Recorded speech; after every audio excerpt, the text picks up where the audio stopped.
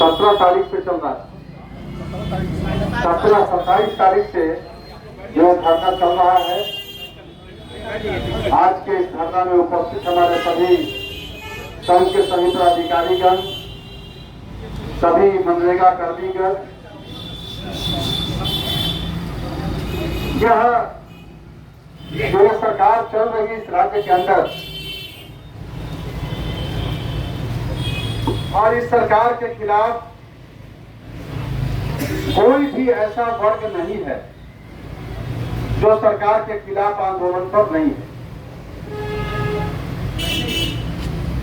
चाहे वो पारा शिक्षक हो, चाहे मनरेगा कर्मी हो, चाहे सचिवालय अनुसूचित वर्ग के कर्मचारी हो, चाहे नगर पालिका नगर निगम के सफाई कर्मचारी हो, चाहे सेविका हो, सहायिका हो, मनरेगा के साथ जेई हो, सभी वर्ग, सभी लोग, सभी सर जितने भी संविदा कर्मी हैं लाखों की संख्या में, वे सारे के सारे आज अपने आप को ठगे महसूस कर रहे हैं। और मैं तो कहता हूं, कोई ऐसा बचा नहीं जिसको इस सरकार ने ठगा नहीं, क्योंकि आप सब जानते हैं जब 14 से 19 तक रघुवंश सरकार थी, भारतीय जनता पार्टी की सरकार चल रही थी रघुवंश दास जी के नेतृत्व में, उस समय लगातार हेमंत सोरेन जी ने विधानसभा में सरकार का विरोध किया। उन्होंने वादा किया विधानसभा के अंदर कि हम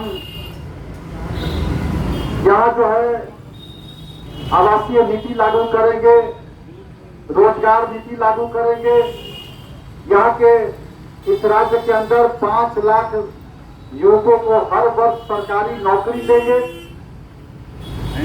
नहीं नौकरी देंगे तो बीए पास को 5,000, एमए पास को 7,000 बेरोजगारी भत्ता देंगे। लेकिन लोगों को विश्वास तब उन पर हुआ जब उन्होंने सार्वजनिक रूप से प्लेटफॉर्म, सार्वजनिक मंच पर कहा इस बात को कि अगर हम नौकरी 5 लाख हर वर्ष सरकारी नौकरी नहीं दे पाए, बेरोजगारी भत्ता नहीं दे पाए, तो मैं राजनीति से संन्यास ले लूंगा।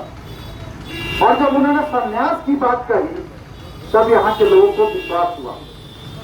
मनरेगा कर्मियों को, संविदा कर्मियों को बुलाकर उन्होंने कहा कि आप हमारी सरकार बनवाइए, हम सबको वेतनमान देंगे, अस्थायी करेंगे, कहा था ना, सबके साथ वादा किया था और कहा था कि पहला कैबिनेट में पूरा करेंगे।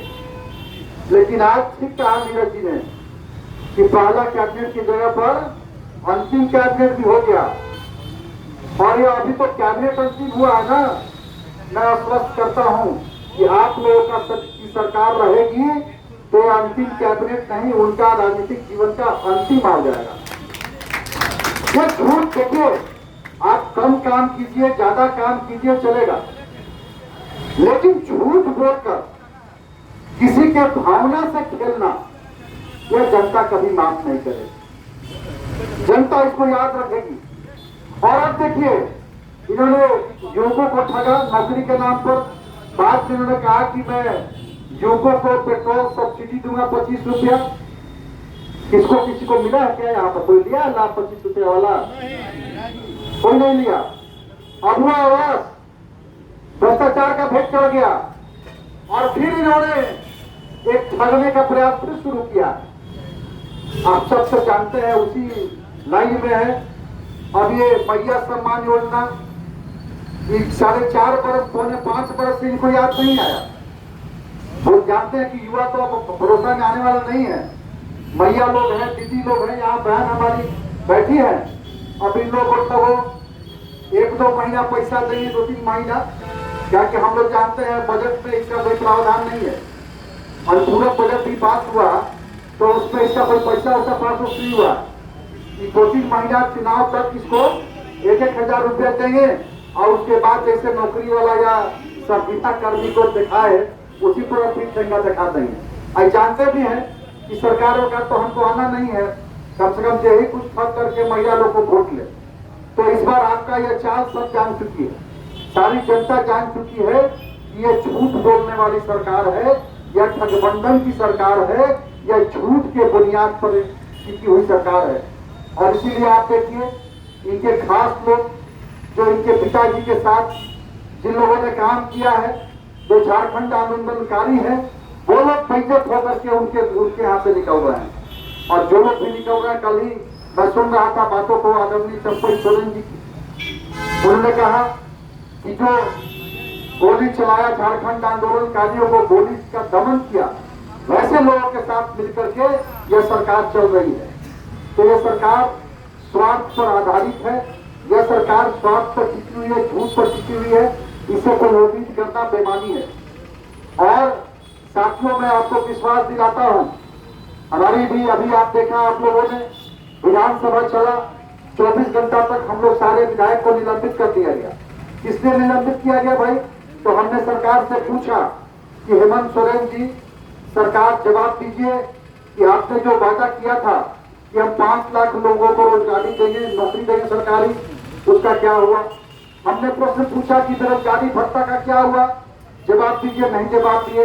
हमने प्रश्न पूछा कि लाखों संविदा कर्मी जो है उनको आपने ग्रेड पे देने का वादा किया था, उनको वेतनमान देने का वादा किया था, उनको स्थायीकरण का वादा किया था, उसका क्या हुआ? यह जवाब नहीं दिए। और इसी जवाब पूछने के कारण हम लोग को विधानसभा में निलंबित कर दिया गया। टांग टांग करके मारतोल से हम लोग को बारंडा में फेंकवाया गया। और फिर वहां से भी मन नहीं भरा तो रात में 1:30 बजे हम लोग को बारंडा से भी जो लॉबी से निकाल करके हम लोग को कोशिकों में फेंकवा दिया गया मारतोल से।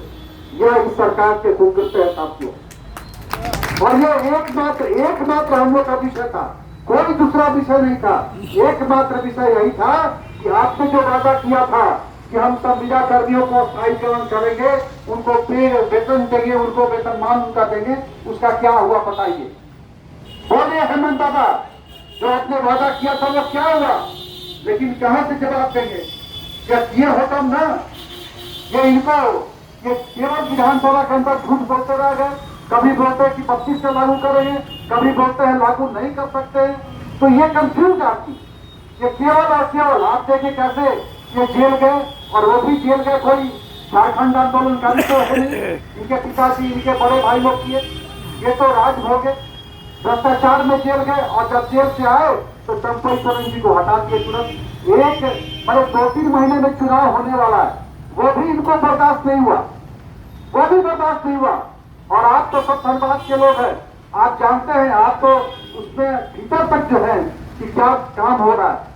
जितनी भी विकास के कार्य हैं जो पिछले 14 से लेकर के 19 तक 5 वर्षों में, यह सच्चाई है कि रघुवर दास जी के समय